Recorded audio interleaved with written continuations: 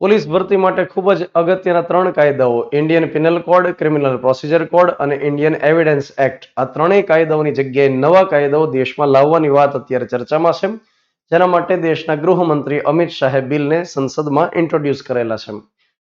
IPC તરીકે જેને આપણે અત્યાર સુધી ઓળખતા હતા, એનું નવું નામ શું રહેશે? તો એનું નવું નામ રહેશે ભારતીય ન્યાય સંહિતા, જેમાં અંદાજે પ્રકરણની સંખ્યા 19 રહેશે અને કલમની સંખ્યા 356 રહેશે.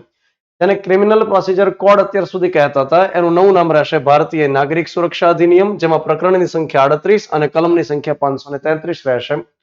જેને આપણે ભારતીય પુરાવો કહેતા હતા, એનું નવું નામ ભારતીય સાક્ષ્ય અધિનિયમ રહેશે. જો કે સાક્ષ્ય એક હિન્દી શબ્દ રહેલો છે, જેને ગુજરાતીમાં આપણે પુરાવો જ કહી શકીએ. અને એમાં પ્રકરણની સંખ્યા 11 અને કલમની સંખ્યા 170 રહી શકશે. હાલમાં આ બિલને સંસદમાં ઇન્ટ્રોડ્યુસ કર્યા અને સાથે સ્ટેન્ડિંગ કમિટીને સોંપવામાં આવ્યા છે. સ્ટેન્ડિંગ કમિટી એક સંસદની નિયમિત સમિતિ હોય છે, જેનું આયોજન દર વર્ષે કરવામાં આવે. સાથે એ સરકારને ભલામણ કરી શકશે. સ્ટેન્ડિંગ કમિટીમાંથી બિલ આવ્યા પછી કાયદા પંચને સોંપવામાં આવશે. 22મું કાયદા પંચ ઋતુરાજ અવસ્થીની અધ્યક્ષતામાં અત્યારે હાલમાં કાર્યરત છે.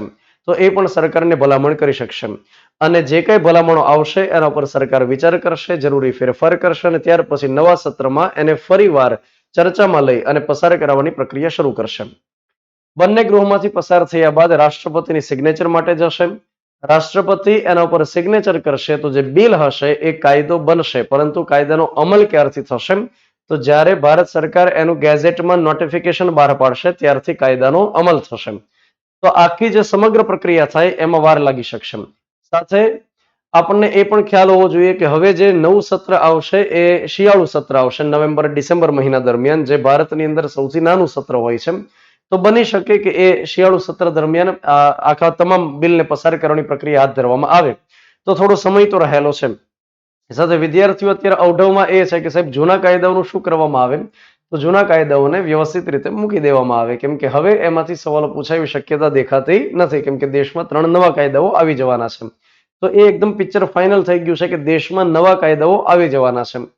અત્યાર સુધી સાથે એક એ અવઢવ પણ હતી કે પોલીસ ભરતી બોર્ડ પીએસઆઈ, એએસઆઈ, કોન્સ્ટેબલની પરીક્ષામાં જૂના કાયદાઓમાંથી પૂછશે કે કેમ? કેમ કે છેલ્લે કોન્સ્ટેબલની એક્ઝામમાં હસમુખભાઈ પટેલની અધ્યક્ષતામાં જે પરીક્ષાનું આયોજન થયું, માત્ર 3 માર્ક્સનો કાયદો પૂછવામાં આવ્યો. તો હવે આગળ જતા કાયદો પૂછાશે કે કેમ, એને લઈને તો અવઢવ હતી. અમારા મનમાં પણ એવી અવઢવ તો રહેલી. પણ હવે જ્યારે નવા કાયદાઓ આવી જાય છે ત્યારે એ અવઢવ થોડી ઓર વધી ગઈ છે. એનું કારણ છે કે નવા કાયદાઓ આવશે ત્યાં સુધી મતલબ પિક્ચર કેવું રહેશે? તો પોલીસ ભરતી બોર્ડે એક તો સ્પષ્ટતા કરી દેવાની જરૂરિયાત છે અત્યારે કે આ નવા કાયદાઓ જે આવશે અમે પૂછશું કે નહીં પૂછીએ, જેથી વિદ્યાર્થીઓમાં એક ક્લિયરન્સ આવી જશે. પણ તેમ છતાં હાલ ફિલહાલ અત્યારે આપણે કાયદા ઉપર ભારણ ન દેવું જોઈએ. અને કેટલાક વિદ્યાર્થીઓ પણ કરે છે કે જે નવા બિલ ઇન્ટ્રોડ્યુસ થયા છે એની કલમો પણ યાદ રાખવાની શરૂઆત કરી દીધી છે.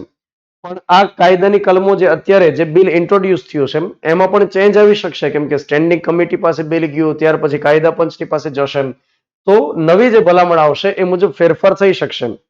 હા, અત્યારે હાલમાં જે પીડીએફ અવેલેબલ છે એમાં એટલા બધા ચેન્જીસ થવાની શક્યતાઓ નથી દેખાતી, પણ તેમ છતાં થઈ શકશે. તો થોડી રાહ જોવી જોઈએ.